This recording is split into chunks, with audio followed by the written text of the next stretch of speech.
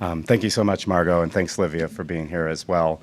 I'm going to welcome our first panel of the day up onto the stage. Our first panel is around innovations and evolutions in employee ownership. So we're going to kind of take stock of like where the field is and where it's going and what some of those implications are. As Margot noted, it is a really, I mean, I'm pretty new to this space myself, but it feels like a really exciting and innovative time to be involved in employee ownership. You know, you're seeing new models emerge, new models being adapted, and in response, we're, seeing new financing mechanisms and new types of support services come online to help meet the needs of those different forms. Been an explosion of growth in state centers, obviously.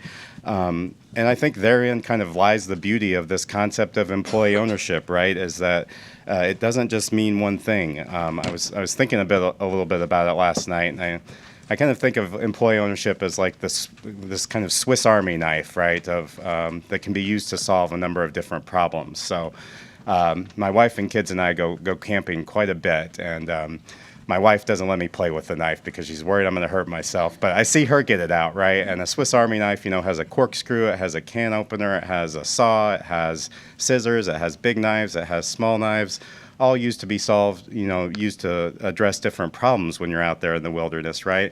And when I look at employee ownership, I see kind of this Swiss Army knife that can be used to address a number of problems as well, right? We have different forms that are really good at sharing profits and building wealth. We have different forms and strategies for thinking about race and gender equity, different forms that are maybe better than others at thinking about how we provide opportunities to people who've maybe been locked out of the labor market and discriminated against, so like returning citizens, right? A new wave of forms that I think are really exciting and are coming online to think about how ownership can be combined with other social purposes. We have forms that are good for Main Street and good forms that are, better maybe for Wall Street. And as we're going to hear about in a little bit, there's a number of different forms and strategies that could maybe potentially really transform how we think about the care economy, so child care and home care, and how we can improve the lives of those workers as well as maybe the care that they deliver. So I think there's a lot of beauty and strength in all this diversity that we have, and I think that strength really holds the potential for us to think about scale, because I don't think there's going to be any one model that gets us to where we all hope to go in terms of growing employee ownership. I don't think there's one model that's going to really reach into all the communities that we know need ownership the most and all that comes with it. So it's a really exciting time, and we're just going to barely scratch the surface on this panel of all like the innovative models and innovative work going on in this space. We certainly could have probably had 4 or 5 more panels at least to cover all the innovation.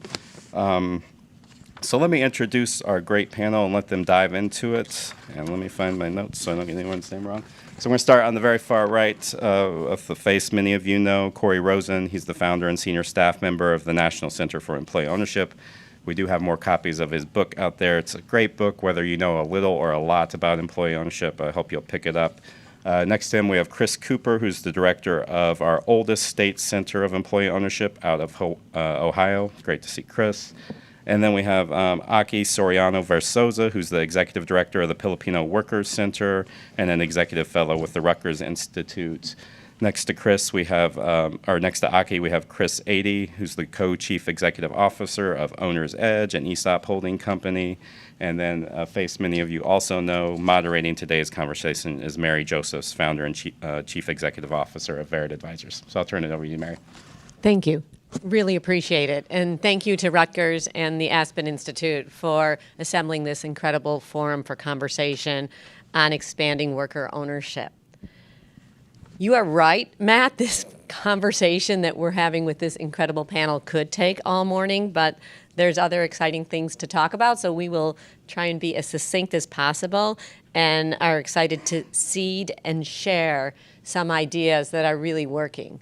I've been in the ESOP space for decades, and the innovation in recent years is exhilarating. One, fueled by the conversation of, as you said, Margot, this broader tent. And ESOP does not equal exclusively employee ownership. Employee ownership that tent is getting bigger and bigger, and it's exciting as we can meet an opportunity for worker ownership in businesses that previously didn't have access to it for whatever reason. So thank you. We're going to learn a lot from our panel. And Corey, I'm going to start with you. Corey, you get 3 minutes. Corey could talk for an hour. No, but if you could share some perspective over your legacy with ESOPs on why and what you're seeing today in terms of innovation. Thank you. So what we've seen in ESOPs over the last now almost 50 years, this will be the 50th anniversary of the statutory creation of ESOPs in 1974. And when ESOPs were first imagined by Louis Kelso, the idea was they would be used as a mechanism to raise capital for large companies. You'd borrow money at a reduced interest rate. You would buy new capital through the ESOP by issuing shares. The employees would become owners. The company would get bigger, and everybody would be happy. And there were tax incentives to do just that. And then that wasn't happening. There were ESOPs being formed, but it wasn't being used that way. So Congress said, okay, we'll actually pay you, big companies, to set up these ESOPs because we think that you'll like that once you do, and you'll expand it. And so the first research project we ever did after I left Capitol Hill and started the center was whether that encouraged large companies to actually set up more ESOPs, to expand their ESOP beyond the 1 or 2% that the government was giving them a tax credit for, so literally paying them to do it. And we found that that was not the case, not even once in any of these companies. And that was then replaced by, okay, well, maybe what's happening is that ESOPs are being used to buy out owners of closely held companies. And so this tax credit was substituted for some other tax goodies, including a tax incentive to sellers to sell to ESOPs. And then that part of ESOPs grew and grew and grew until where we are today. And it's kind of equilibrated. The number of terminated plans equals the number of new plans. So a couple trends that are happening, though, that are encouraging. By far the most important is what we're going to hear more from Chris, and we heard yesterday from Daniel. There is a huge wave of ESOP companies buying other companies. So as ESOP companies mature, and they're not paying taxes because the government says if you're 100% employee-owned, you don't have to pay taxes, and these companies perform better than other companies, which we know they do, they're saying, hey, we can go out and buy another company, or maybe lots of other companies. And when they go to the targets say, that's cool. I don't have to sell to private equity. I don't have to sell to some competitor. And I know what happens when we do that to the people who helped me build a company. You're telling me I can get a fair price and my employees can become owners of you. That's a kind of sweet deal. So we're seeing many more companies being bought by ESOP companies than new ESOPs being established. In 2021, there were 423,000 more new employees added to private company ESOPs, and I'd say 70% of that number came from acquisitions. To me, this is the future of ESOPs. This is what's going to really get us out of this equilibrium state and into something really important. At the same time, we are seeing, as was mentioned, alternatives to ESOPs. I don't think they have any chance of really replacing ESOPs as a model because they're better adapted to specific circumstances. And it's pretty hard to give up all these tax benefits for basically the greater flexibility you get with these other models. But we're seeing private equity, for instance, a few, giving equity to everybody when they buy a company. We're seeing employee ownership trusts growing somewhat in this country, so that's encouraging. And we're also seeing more conversation about this idea, as this is one of the few things we can all agree on that actually works. But I'll just end by saying it's really frustrating to me, and I know to many of you, that you've got an idea that that means that employees have 3 times their retirement assets, they're paid better, they're 1/5 as likely to be laid off as in other companies, and everybody virtually in both parties agree it's a good idea, and nobody's standing on the top of the roof yelling, hey, pay attention to this. This is something that really could move us forward. It's relegated to a very third-tier issue. So that's something I hope can change. Thank you, Corey. Given that, Chris, I'll come to you next. The Ohio Center for Employee Ownership I have been familiar with for decades, and you stand alone in advocacy, programming, and services for employee ownership. I'd like to share the history and why you think what some critical aspects are that make you so successful. I'll share the history first. So we've been around for about 38 years now. So we've been continuously operating. Having a microphone would be good, right? Using it, right? Sorry about that, folks. So we've been around for about 38 years now.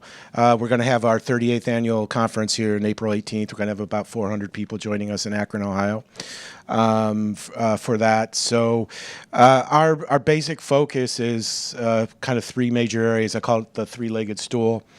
We work with startup employee-owned businesses or business owners planning for succession and maybe transferring the business to their employees as part of that process. A big chunk of what we do is we provide training and education for existing employee-owned companies in Ohio. Thankfully, employee-owned companies, the number of employee-owned companies, I think Ohio, we punch a little bit above our weight in terms of population, in terms of the number. So we're very proud of that. And that's what our conference is going to be mostly about, is training and education for folks.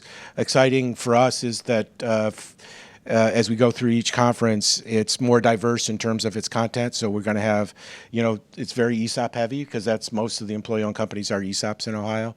But we've expanded our co-op content, and we're doing some stuff with the employee ownership trust model and all that kind of thing. So we try to keep a handle on that. And the third part of what we do is kind of advocacy and research. So we are part of Kent State University in Ohio. I just want to say the Kent State University, right? Nice. Okay, sorry, it's my one joke, right? And so I have a colleague, Mike Palmieri, who's also a fellow here at Beister at Rutgers, who kind of handles our research side of things. We also do some public policy kind of advocacy work as well. So remind me what the second part of your question was?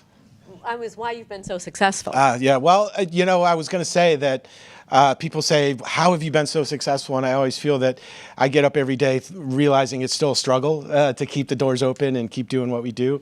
So, I think we figured some things out. I would hesitate to say we figured a lot of things out, right? I think, a kind of a pragmatic approach is probably what I would ascribe our success to most, is that we're ecumenical in terms of model.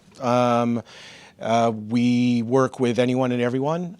We meet whoever we meet with. We meet them where they're at instead of trying to say that they need to be where we're at, right? And so I think the other big piece is partnership. So in Ohio, we have a great network of organizations that are doing this work.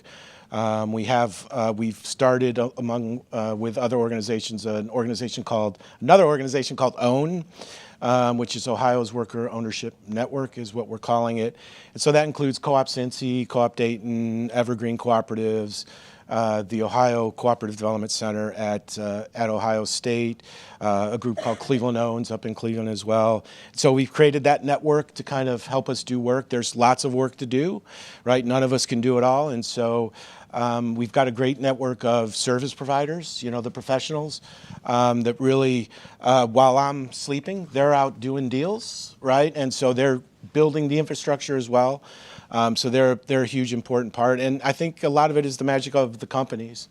I got asked a couple weeks ago, why do you do what you do? And invariably what I always point to is when I get a chance to go to an employee-owned company and work directly with the employee owners and the business owners as they're thinking about what's going to happen to their business and their legacy, those kind of things, sort of like the soft, gushy, emotional kind of stuff. It never gets old, and I can feel myself getting a little emotional right now because it's an amazing thing. So I think that kind of pragmatic, but also kind of dreamer, a pragmatic dreamer kind of thing, an approach to what we do and how we do it, along with the partnerships is really what's driving our success. Thank you, and congratulations. Corey, thanks for flagging ESOP holding companies. It is so clearly obvious that M&A or acquisition isn't the prerogative of just private equity companies or large public companies.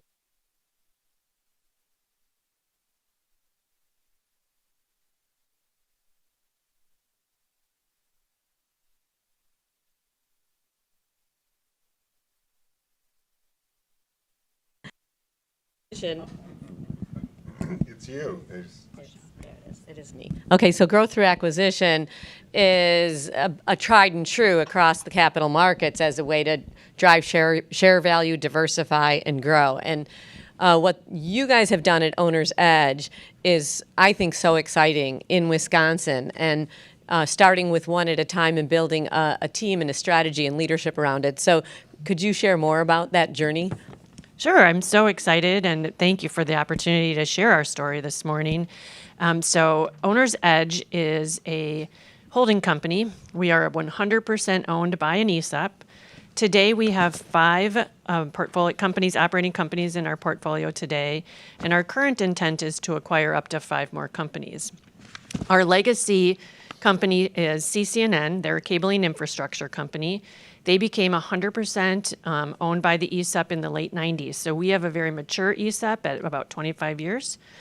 And in the 2000s, around 2010, our CEO came on board and looked at the sustainability of that company, and they were financially healthy and doing very well, and thought, long-time sustainability, ESOP forever. What should we do, and how can we really continue to think about that? And with our executive team and our board of directors, in 2015, we created the holding company, and we moved that operating company down below the holding company. So 100% ESOP owns the holding company. 5 businesses or operating companies now owned by the holding company, all participating in one ESOP. So since 2015, we've actually acquired 8 companies to get to the 5 businesses today. So acquisitions aren't just diversified in our portfolio, we also do strategic roll-ups within there. But our intent of creating that holding company was to create diversification, counter-cyclical businesses, not all going with the economy at the same time, making sure, and in the last 5 years with everything that's gone on, that has proven very successful for our businesses. So in that 10-year period, our share value to our participants has grown over 400% in that 10-year period. And so we're continually thinking long-term, what does that look like as we continue to think about diversification and strategic growth within our portfolio? So just again to share a little bit more about those companies, CCNN Cabling Infrastructure.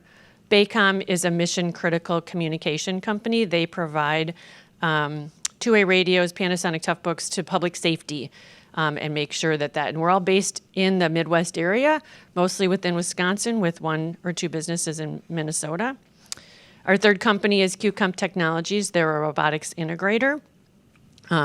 So they work with manufacturing facilities to design robotics and mostly palletizing and depalletizing end-of-line manufacturing, specializing in the glass industry. Our fourth company is Impleco. We actually combined 2 of our companies to create Impleco, and they sell and rent audio communications. So now we're in a big event like this. Maybe there's thousands more people around us, and we want to just have you all hear what we have to say. Instead of the microphones, we're going to give you all a headset. We're going to rent it to the facility and provide that to you so you can hear that a little bit better. Now, our 5th company is the most diversified in our portfolio. It's a company called Ash & Spencer. They create and compose music for the advertising agency. So we've gone from unionized technicians to sales in the public safety area, engineers at QComp, Our Impleco team is a sales-driven team, and now we've added composers and creative to our employee ownership. And so we're always thinking about that diversification and the long-term sustainability of our ESEP and what that means to us from a diversification.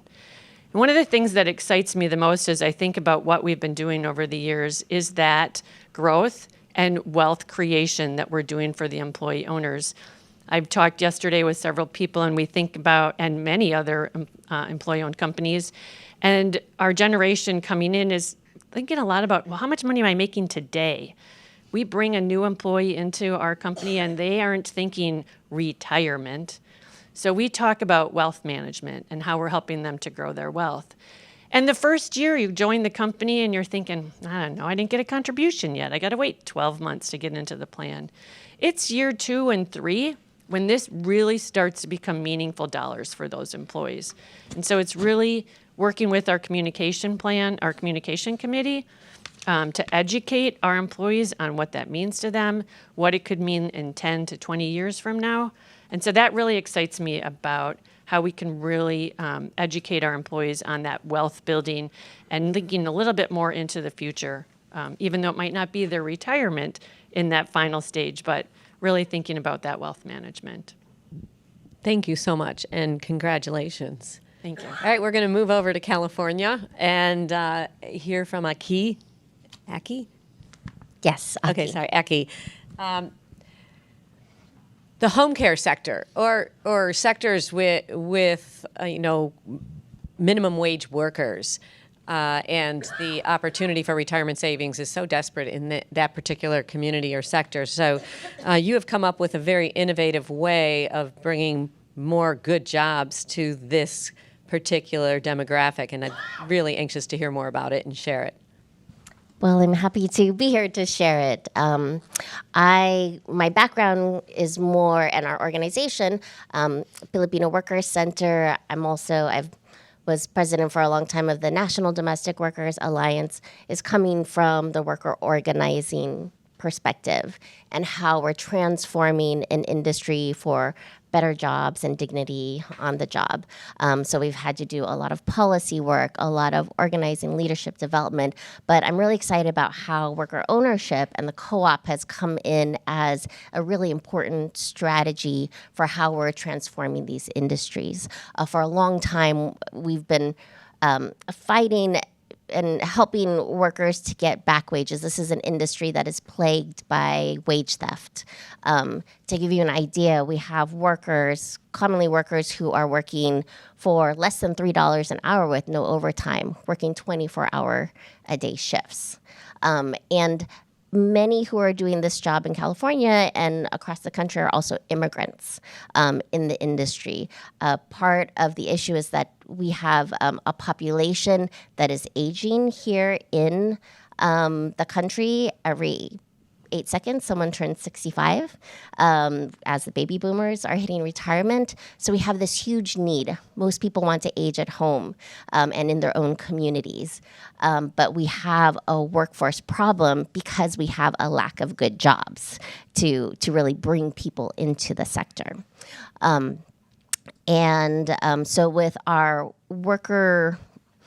our cooperative that we're developing, we have a new model that is,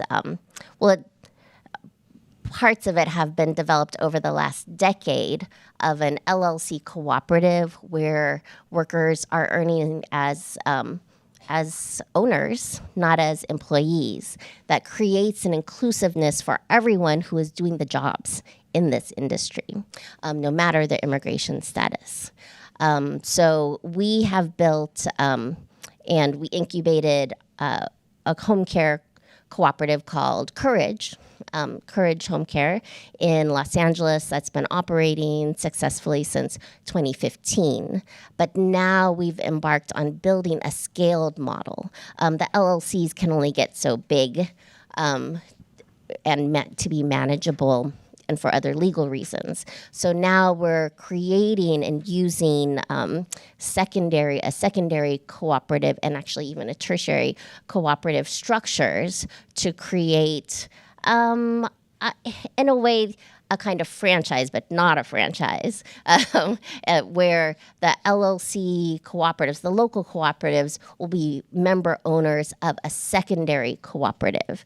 And the secondary cooperative provides the shared infrastructure of marketing, of the shared brand, of back office, of technical assistance, because it is bringing in workers who may also have language and tech skills, are experts in what they do in providing the care, but also don't have the expertise to necessarily sometimes build these businesses. So building out a structure that can help.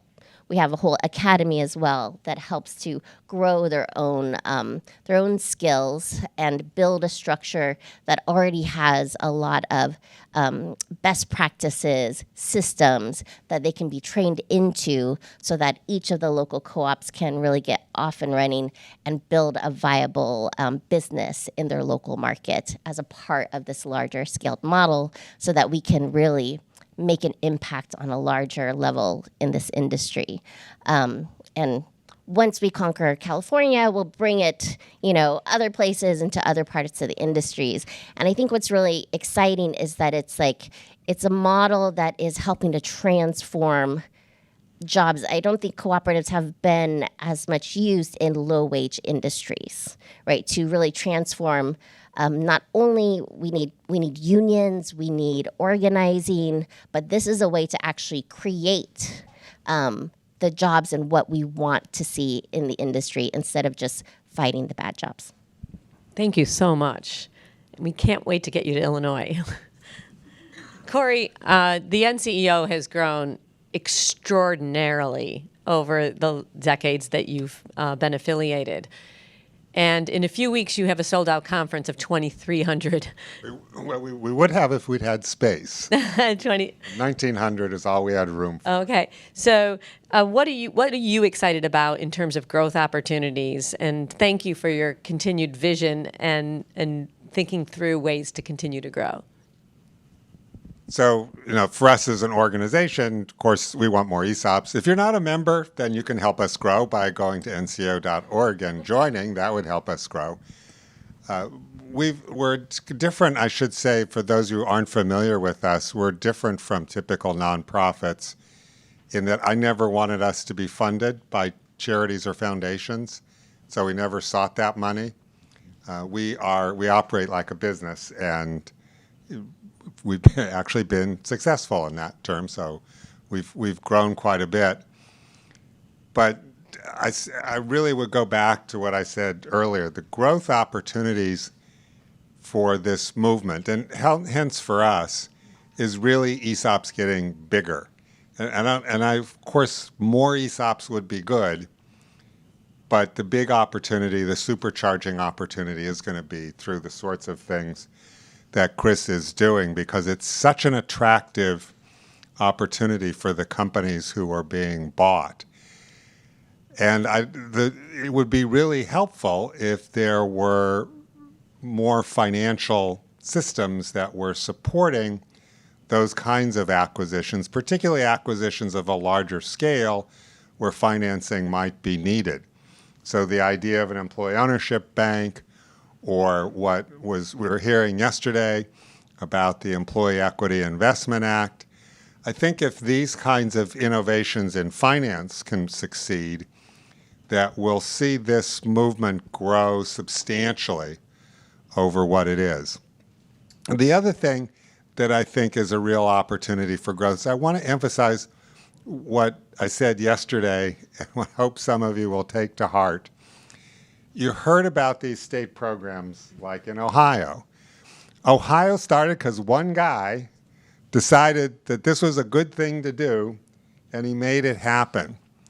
Colorado and Washington happened because one person went to a legislator and said, this is a really good idea, it's popular, it's effective, and it doesn't cost much.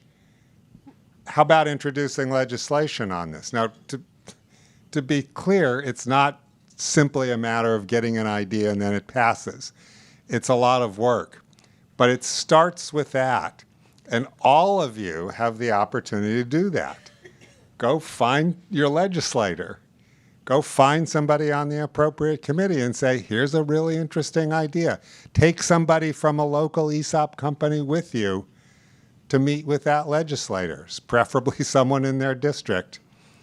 And you can really make a difference.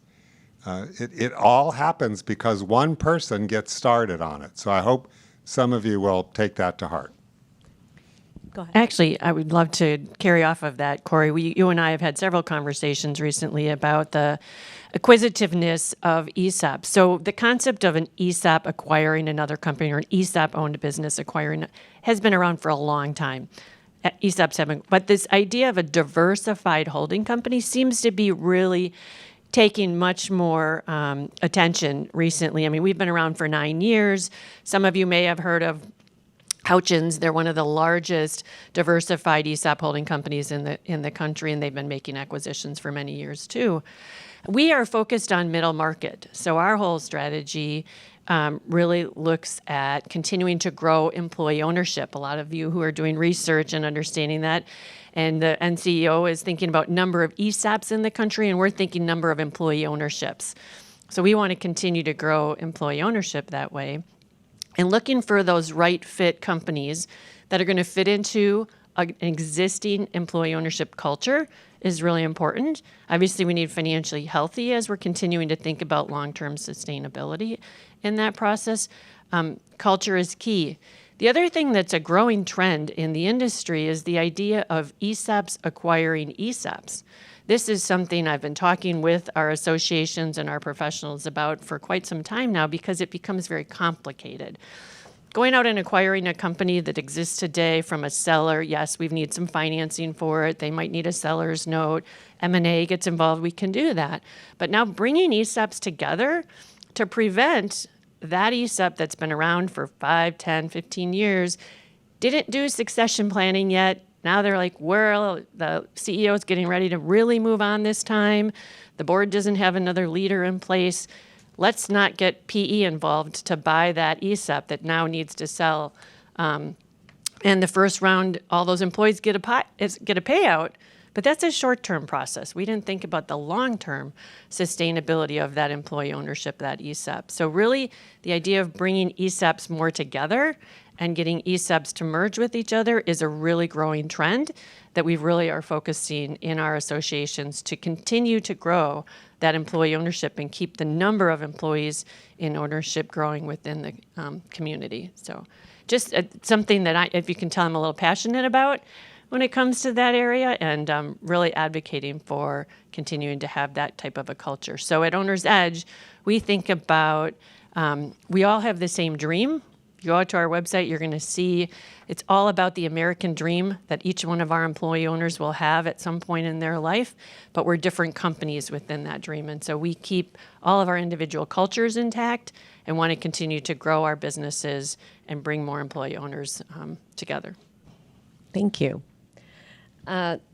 Chris, I think another growing conversation is how, and you used the word sustainability, is how you stay private. And it does take key initiatives in leadership and talent development, capitalization, and strategy. With your conferences, I know because I've been to them, you have so many sessions on continued technical education and resources, but I would love your perspective on how you stay private, stay employee-owned or other. Well, that's a very good question. I don't know if there's a magic bullet. I think it's working with companies to develop a plan. So many companies kind of, we all do it. Even as leaders of our organizations, we focus on the important stuff, right, that's happening now. So it's a lot about planning, we've done some sessions at our conference and had some conversations around how you fund a repurchase so that it's not this looming disaster, but rather something that's being planned for effectively. I think some of it is beyond our control. It's the economy, stupid, I guess, to paraphrase, right? That sometimes drives things. It's industry-wide things.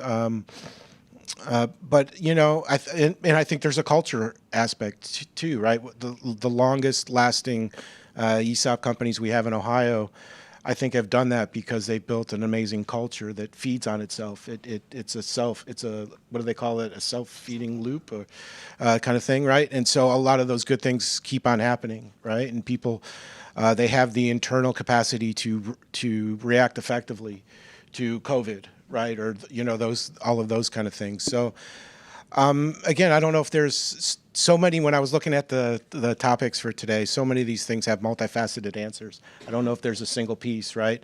But it's all of those things combined, and hopefully we're able to do that with the education and the training that we provide as well. So, Thank you. Adee, I know from my time in the ESOP space, we can spend so much time trying to describe what it is to an owner, and Chris referenced so appropriately how difficult it is to communicate and perpetuate that communication with employees. Cooperatives seems even more challenging, or secondary cooperatives. How are you going about that? Well, we're creating visuals to help break down the structure. With how many languages, right? With many languages in our advisory board, our worker advisory board, we have 3 different languages: English, Spanish, Tagalog, and Nepali that we do translation in. And so it is very complex. And in talking with workers and with organizations, it's like bringing together these different worlds of structure and business then with the daily lives and realities of home care workers. So it is very complex for myself. I've had to learn a lot of it myself. So we know that, like, in this sector, we're going to have extra special training and support to be able to support workers to come into these roles. And we're creating something that is a bit new. A lot of people don't think of or don't know about the LLC cooperative model, for example. So it's doing education and breaking down what is that, what does it do, and then what are the limitations, and then how we're building the secondary structures to support and grow and scale the LLC model.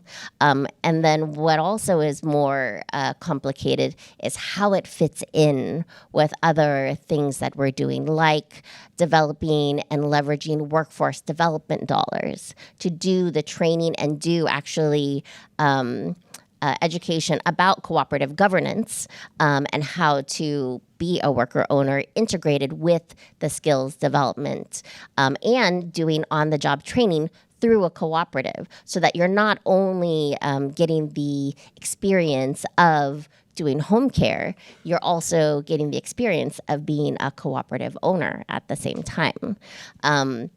So developing models that can leverage a lot of the assets that we've been building, so that so it is a fairly complicated model, and we have a lot of big dreams for it. It doesn't. I think what may be a little bit different too is that this cooperative model we don't see as the solution for transforming everything. It has to be in relationship with the other things that we're doing in terms of lifting the floor of the laws and protections for workers, because our competition is operating on a business model that's based on wage theft, right? And actually building political and voice and power to shift the environment in the industry itself. And actually I see what we're building in terms of our skilled cooperative model is also a powerful political voice to be able to impact and speak on the industry in a different way than just worker organizations alone could also do, because they're not only workers, they are worker owners who are running the business of it as well and showing by example how things can be different. Can you share a story of how life or work might be different for a worker owner compared to what you'd seen previously in your career? Yes. So So in our membership as Filipino Workers Center, we've asked like our members, who here is actually earning minimum wage, getting all of their protections, overtime pay, and where we've had no one in the room raise their hand that that's their reality. Now, because we have the cooperative, when we ask that question, we have cooperative members, worker owners, who can raise their hands.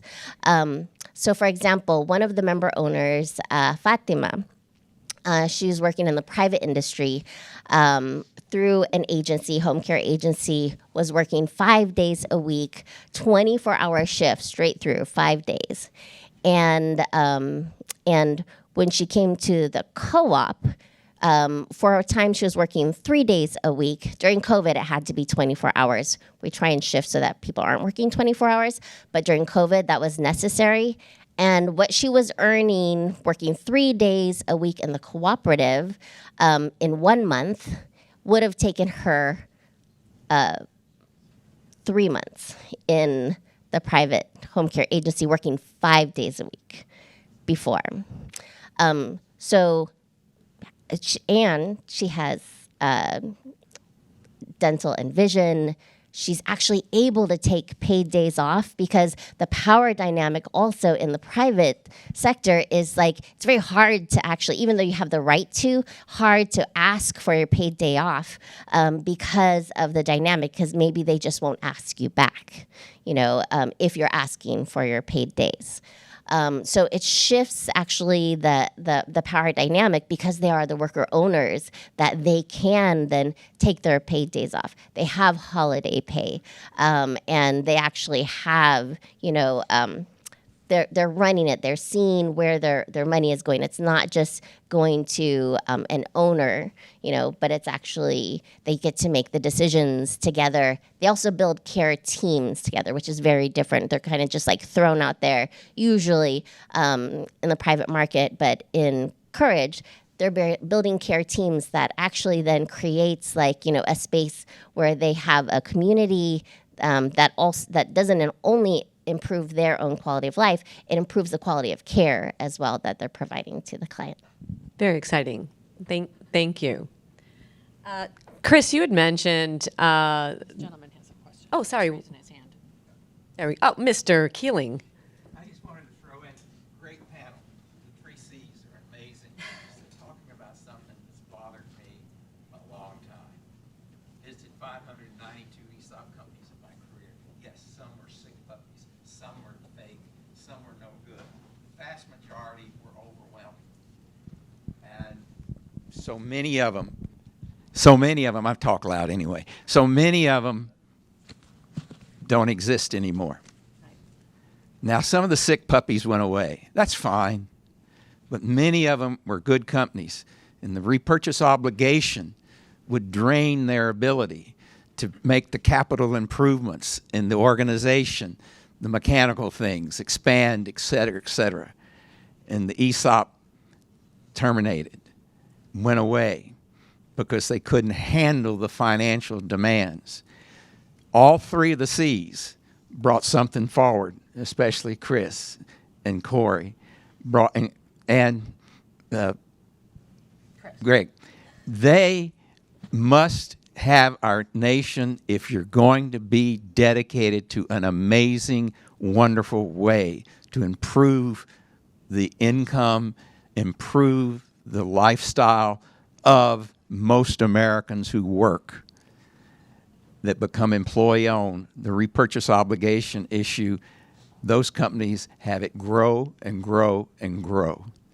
And I think that this panel has put things on the table that can start addressing, particularly Chris, can start addressing this problem that I saw in the nearly 30 years that I visited ESOP companies. Yes, some were sick puppies. Don't get me wrong. Some were done flim-flammery. And I also go back to, yes, one person was named Russell Long, an amazing person who was able to listen to another one person, Lou Kelso, to create the model of broad-based employee ownership. And so never underestimate new ideas innovation, etc. But you guys have hit on something that really rang a bell with me, because being in 592 companies, and so many of them don't exist. The 100 that are listed that y'all did, Corey, and the list that's provided, I visited 25 of those companies. There are others that would be on that list if they were still employee-owned. So thank you very much. Thank you, Michael, for sharing that.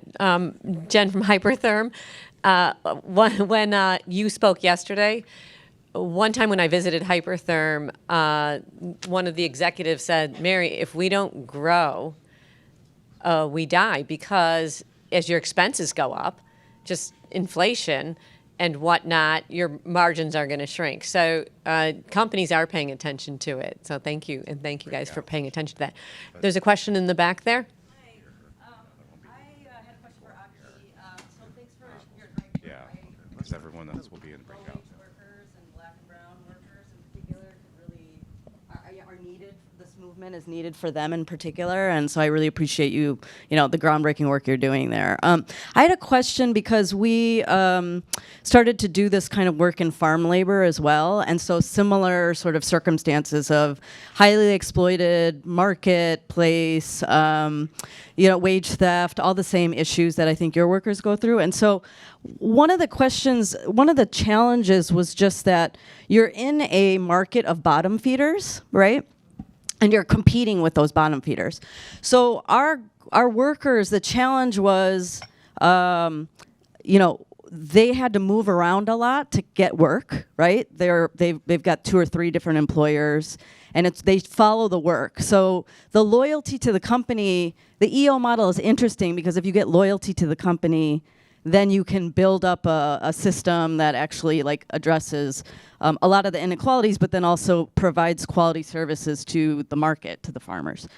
So one of the questions I have is just, how did you stabilize your market to be able to provide continuous employment for your workers so that they stay with you, right? Or is that even something in home care where they have multiple employers and they're chasing jobs all the time? Or is it that they work with one employer? But you can see this is like a repetitive theme in low-wage workers, right? And so to me, EO is so powerful in that space, but the exploitation precludes like real scale. And so just wanted to hear your thoughts on that. Thank you. Thank you.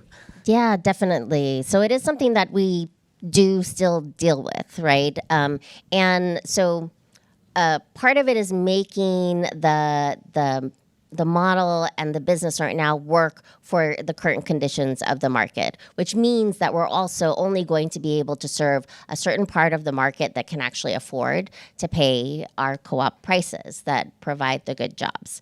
But because there's this like growing need, there's actually a good market there for us to be able to build a real niche. And we don't have as much the geographic traveling problem, but it is about needing to create enough of scale of available jobs that they can continuously work in the cooperative as well. And so that's why it's really important for us to build this scaled model where we can really have investments and expertise brought into marketing to build up enough clientele, as well as then on the other side, enough of the structures that can hold and have the available workers that are ready to provide the services, because usually it's like they need the care yesterday.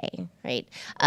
So at the same time as we're doing like serving that part of the market, we are also as a movement and as PwC, we are also trying to shift things in terms of policy. We know that in an industry that's plagued by wage theft, it's also about underinvestment, because everyone has the need for home care at some point, but not everyone has the resources, right? So it's not a choice of whether you want it or not. So we are also doing policy work to create more public investment in home care.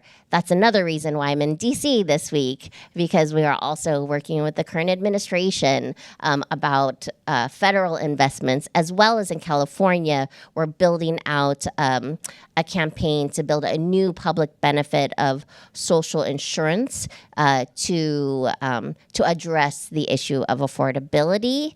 And at the same time, because we are growing it and developing it also with our union partners, we're designing it in a way that our cooperative model will actually be one of the preferential high road agencies that then will be a part of the system. Other questions right here? Sir. You did. Hi, I'm Michael Higgins.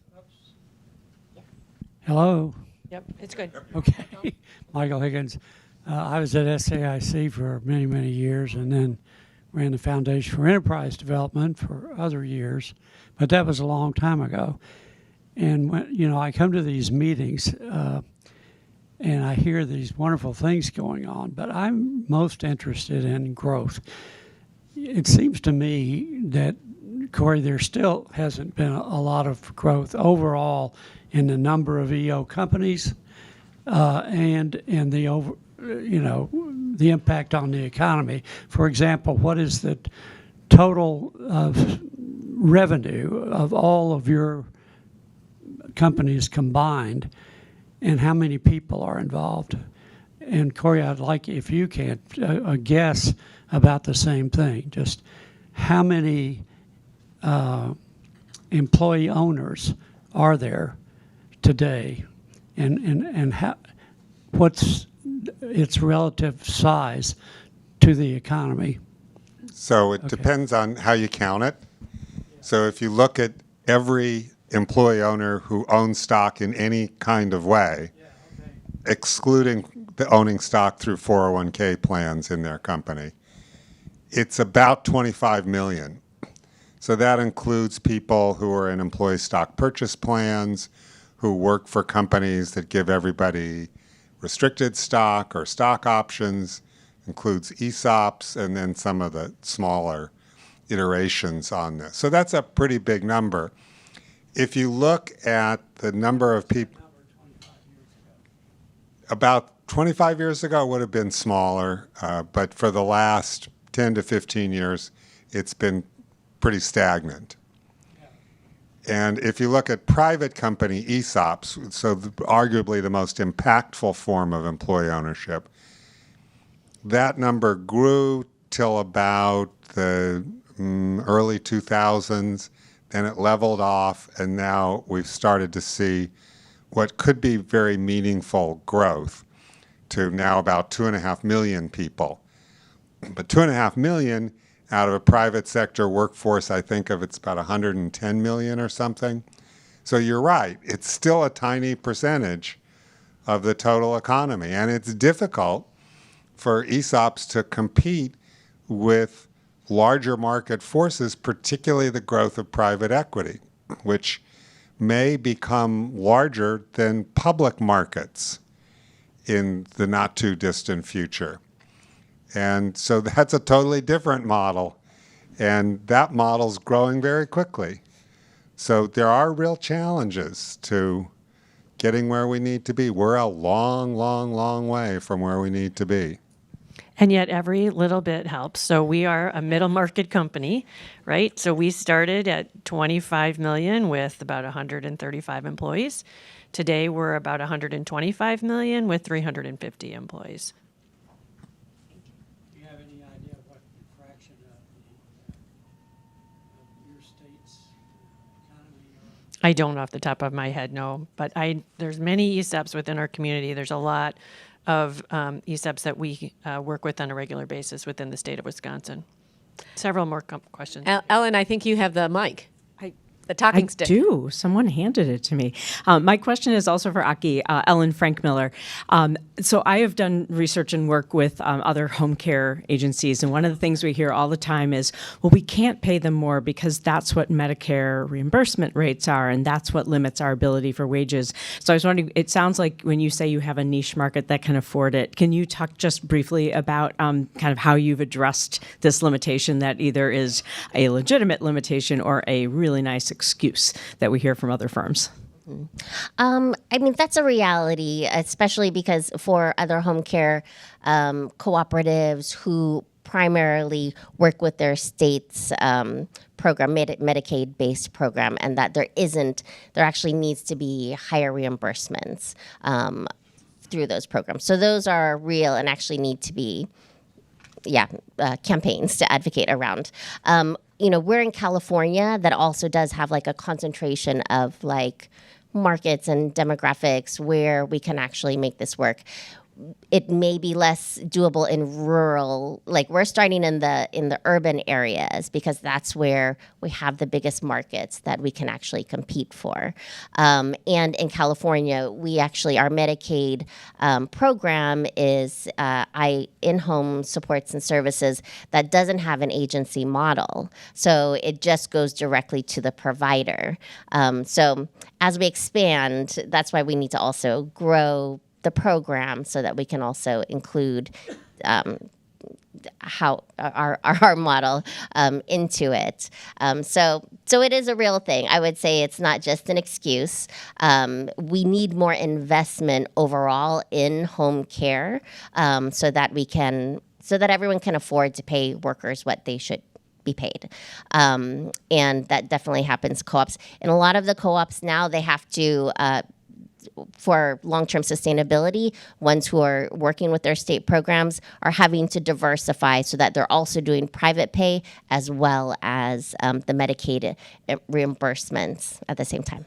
Thank you. I'm on the board of a company in West Virginia. It's 2,300 employees, a home care company, and they work with Medicare. They have some private, but it's almost all through Medicare, Medicaid. And they're reimbursed at $15 an hour.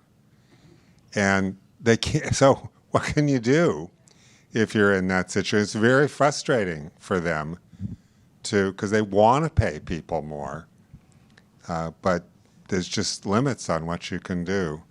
And then, so they're competing with the jobs workers who then go to the gas stations instead of home care. Right, they can make more money at Amazon. So I think we have time. Thank you. So we have time for maybe one more question. I do want to bring in our virtual audience. I know there's a number of questions in the room, but maybe you can grab the panelists afterwards.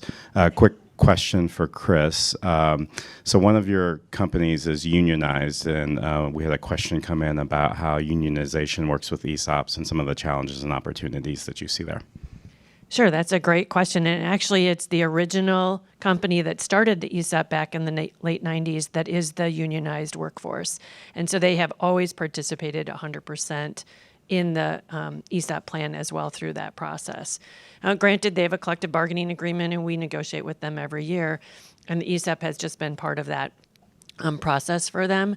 What's really exciting about it is that that's such a legacy business and been around and mature from that perspective, is that we have unionized workers who the value in their ESOP plan today on an annualized basis increases more than the compensation that they're making. And they really show that they actually attract more people coming into our business because they can talk about what it means to be a part of that ESOP community and actually understand that they can contribute to the value of the business. And the gentlemen who have been, or the technicians who have been around for 25 years, talk to the new guys coming in and say, we have a great video on our website of someone who retired about 4 years ago. And he said when he first started, they all told him you should come to this annual meeting where they reveal the shares and you get a statement. And he was like, why should I go? And they said, free beer and free food. He said, I'm in.